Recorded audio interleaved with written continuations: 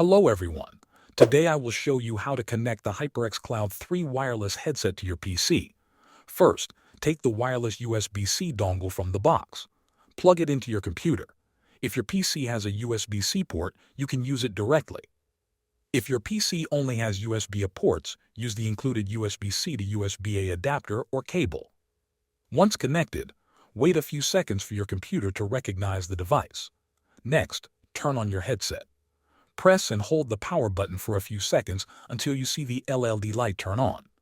The headset will automatically begin searching for the dongle connection. You do not need to install any extra software for basic use. The headset and dongle are designed to pair automatically. After a short moment, they will connect. You will know the connection is successful when the LED light on the headset stops flashing and becomes solid. At this point, audio should route through the headset. If there is no sound, check your PC sound settings and make sure the headset is selected as the output device. Thanks for watching.